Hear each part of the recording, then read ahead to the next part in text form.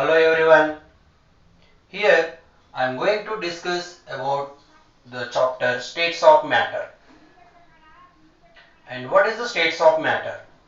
Generally, matter we can classify based on their physical state as solid, liquid, gas, sometimes some more extreme conditions, plasma state and Bose-Einstein condition. But out of all these five, we will mainly focus on the three physical states, that is solid, liquid and gas. Then how can we differentiate these three physical states? So the basic differentiation here is based on their intermolecular force of attractions. And the second one is sometimes we can use the thermal energy. And based on these 2 points, we can differentiate the physical states. What is that? The first one is intermolecular forces.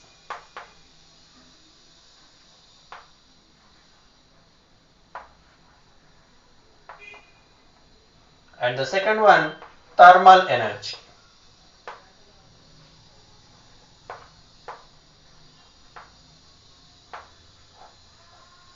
Generally, intermolecular forces is the force of attraction. If the molecules have more force of attractions, they will come very close each other and they'll exist together, and the state now exists in the solid state. And the second one, thermal energy. Thermal energy means it is a kind of the motion of molecules. When we get the thermal energy for the molecule, if the motion of the molecules are more, it will get more thermal energy. Means it is the average kinetic energy of the molecule. Generally, if you increase the temperature for the molecule, its thermal energy increases. So if the thermal energy increases, molecules cannot present very close each other. So most of the time it exists in the gaseous state. So one, here intermolecular force of attraction try to bring the molecules together, and here thermal energy try to make the molecule to away each other. Now by balancing these two forces, we can differentiate the states of the matter. So here, if the intermolecular forces dominates over the thermal energy, then the state changes from gaseous state to liquid, liquid to solid state. Or else if thermal energy dominates over the intermolecular forces, then the substance changes from solid to liquid and liquid to gas. So here, if intermolecular forces dominates over the thermal energy, if intermolecular forces dominates over the thermal energy, then what happens? The substance changes from gaseous state to the liquid state and liquid state to solid state. Or else if thermal energy dominates over the intermolecular force, so in such case, if thermal energy is dominates over the intermolecular forces, then the substance changes from solid to liquid and liquid to gas. So like this we can convert the matter from one state to other state by applying some physical parameters. The best example we can take here, water. So water exists in three physical states, that is a solid, liquid and gas. In the solid state, it exists as ice. In the liquid state, anyhow water. And the gaseous state as the water vapor. Let us take example for water here. Water can exist in the solid state as ice form, and in the liquid state, anyhow we can call it is a liquid, but in the gaseous state it exists as a vapor. So if we want to change from ice to vapor, what we have to do? We have to increase the thermal energy. We have to apply some temperature. If we want to move from here to here, thermal energy should be increased.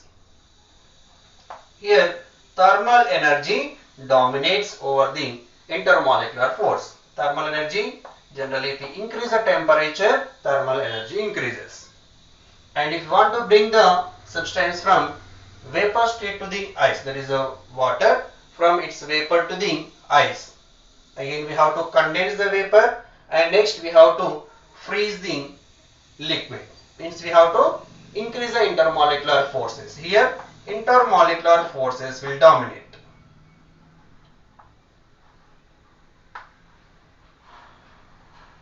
Means here by decreasing in temperature. If we decrease the temperature, then vapor converts to liquid and liquid converts to ice. So like this we can interchange the states of matter from one state to the other state. So anyhow, here our main focus is on the gaseous state. In this chapter, we will focus on gaseous state. So we see the characteristic properties of the gases.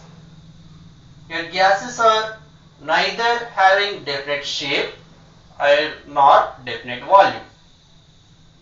They can occupy the entire volume of the container. And here gases are highly compressible in nature, whereas the solids highly incompressible. And gases exert the pressure the same in all directions in a container. And gases can easily mix and they can form homogeneous mixtures. Whatever the gases if we mix together, always the gases form the homogeneous mixtures. So these are some basic characteristic properties of the gases. Next we will see the intermolecular forces, various intermolecular forces here.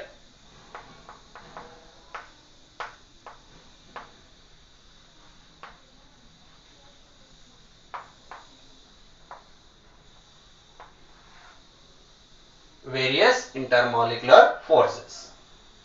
Here generally the force between the two oppositely charged ions and the force which holds the two atoms, that is a covalent bond, cannot be considered as the intermolecular force. And some other intermolecular forces here. The first one is ion dipole interactions.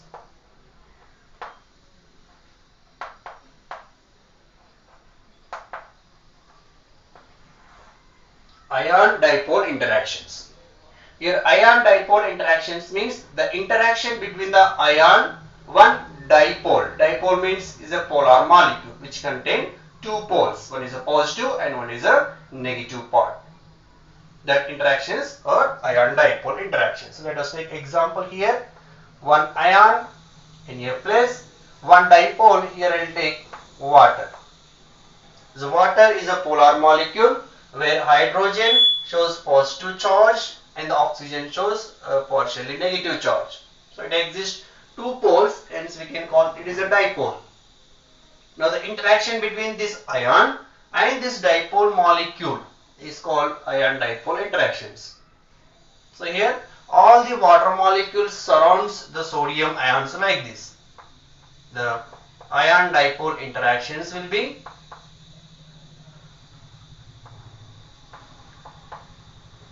so here the water molecules surrounds the sodium ion.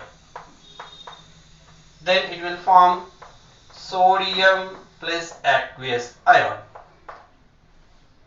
Similarly, if you take another Cl minus, again ion, and Cl minus if we add to the water, again you can find out here, again this is an ion, it is a dipole, ion dipole interactions.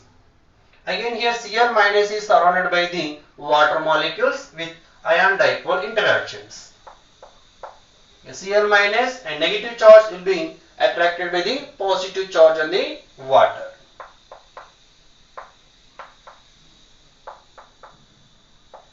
So again the water molecules will be surrounds around the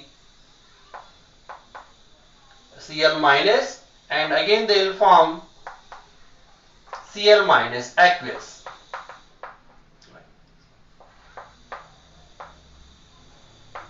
So here Na plus aqueous and Cl minus aqueous, that exist ion dipole interactions. And here if you see the magnitude of interaction energy is inversely proportional to the square root of the distance between the ion and the dipole.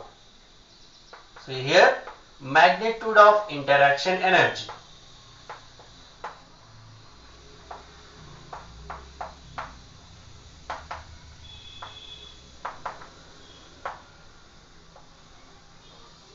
magnitude of interaction energy is directly proportional to 1 by r square, where r is the distance between the ion and the dipole molecule. The next kind of intermolecular forces here is dipole-dipole interactions. The second one we have dipole-dipole interactions. These interactions generally exist between two dipole molecules. Dipole-dipole interactions. Let us take the one dipole, hydrogen chloride. It is when a polar molecule is a hydrogen positive, again partially positive, and a chlorine partially negative. And similarly one more, hydrogen chloride. Again it is the hydrogen partially positive and the chlorine partially negative. Now again the interaction between these two dipoles we can call dipole-dipole interaction. Here negative part of this chlorine is attracted by the positive part of another dipole of the hydrogen ion. So these interactions we can call dipole-dipole interaction. These generally exist, the dipole-dipole interactions, in polar molecules. Again if you see the magnitude of dipole-dipole interactions, the magnitude of interaction energy. But here you can see the two kinds of magnitudes. One is if the dipole is stationary. If the dipole is stationary, then the magnitude of interaction energy is 1 by r cube. Or if the dipole is a rotating body,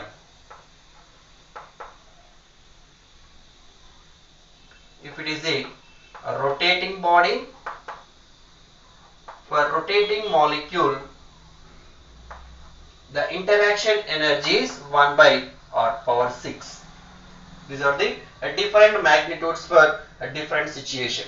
If for stationary case 1 by r cube, for rotating molecules case it is 1 by r power 6. Next, third kind of interactions, dipole-induced dipole interactions. Dipole-induced dipole interactions. And these interactions generally exist between the one dipole, another is non-dipole, means non-polar molecule. This is dipole,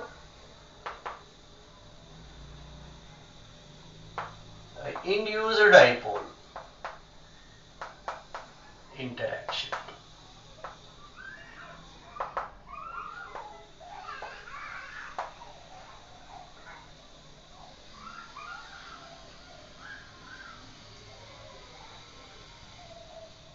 Now if we see here dipole-induced dipole interactions, one dipole as usual, let us take HCl molecule.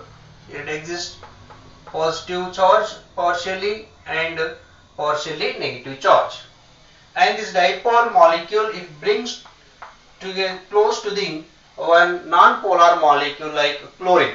Let us take chlorine molecule.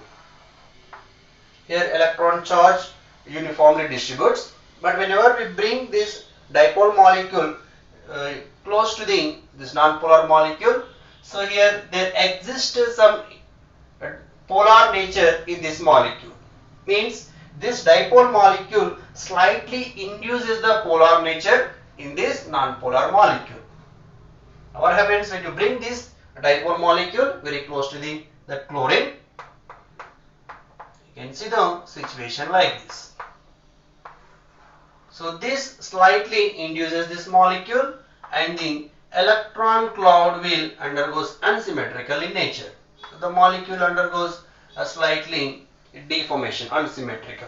So here you can find out some slightly positive charge one side and slightly negative charge on another side. Now it induced some polar nature in this non-polar molecule. Now the interaction between this negative charge and this positive charge. We can call dipole induced dipole interactions. Generally, these dipole induced dipole interactions exist between the one polar molecule and other one is the non-polar molecule. Again here, the magnitude of interaction energy. Magnitude of interaction energy is inversely proportional to R power 6 as like dipole-dipole interactions, rotating body.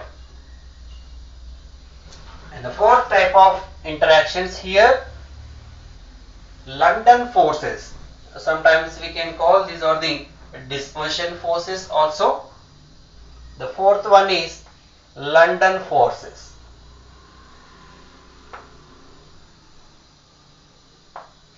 Or we can call dispersion forces.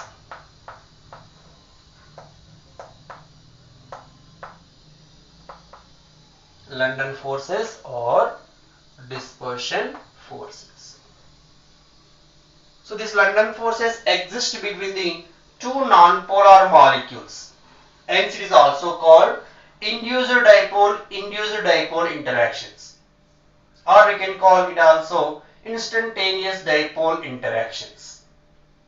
So in two non-polar molecules at an instantaneous time there exists a small polar nature. There develops a small dipoles in that molecules. So in that instantaneous times, these when molecules comes close each other, there is you can find out a weak interactions, and that was found by the scientist London. Hence we can call these are the London forces. Let us take here two non-polar molecules like one chlorine. Initially it is symmetrical in nature. Now when you bring these two molecules close each other at a particular instantaneous time, there exists a kind of a dipole in that molecule. A fraction of seconds we can assume. So at that time this molecule shows some slightly positive charge and slightly negative charge. Similarly this molecule also, it shows some slightly positive and slightly negative. Again the interaction between this negative and positive charge is called London forces. So initially it is non-polar, so they induced some dipole, and this molecule also initially non-polar. Here also some dipole is induced. So overall of the interactions we can call induced dipole interactions here. Again the magnitude of interaction energy.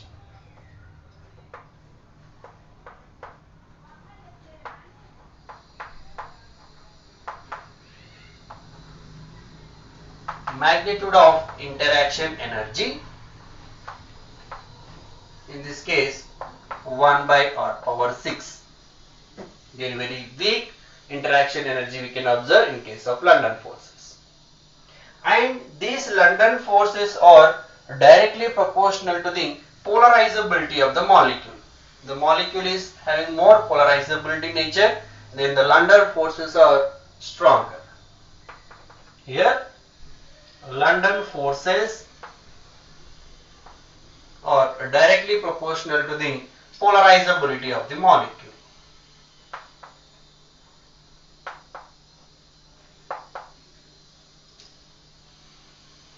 And also they are directly proportional to the size of the molecule and molecular weight of the molecule and also surface area of the molecule. It also depends on the size, molecular weight and surface area. And these London forces sometimes influences some physical properties. Like for example, if I take fluorine. Fluorine, it is a non-polar molecule. So here exist only London forces, kind of induced dipole interactions. Here fluorine, the size is very small. So London forces are very weak. So here fluorine molecule we can see in the gaseous state. So fluorine exists as a gas. Whereas if we see iodine,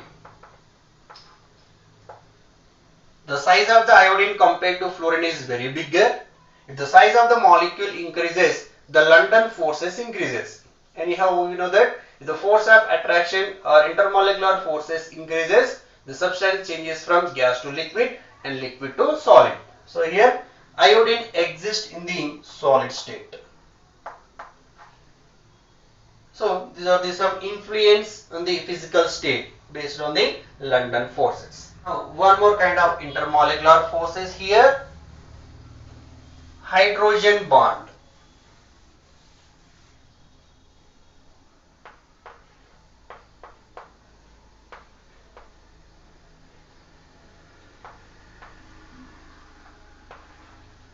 Hydrogen bond.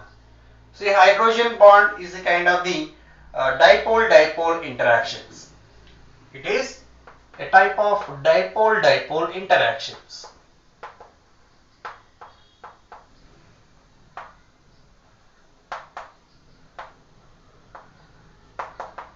And these dipole-dipole interactions we can observe with very strong polar molecules, where the very strong polar bond like nitrogen-hydrogen, oxygen-hydrogen and fluorine-hydrogen.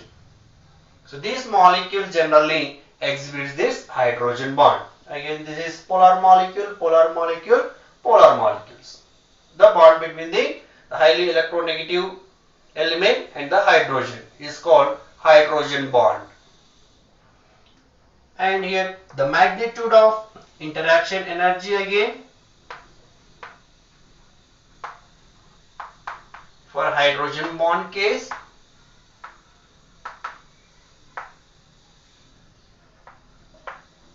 is 1 by R cube, and the energy values of hydrogen bonds are present in this range 10 to 100 kilojoules per mole.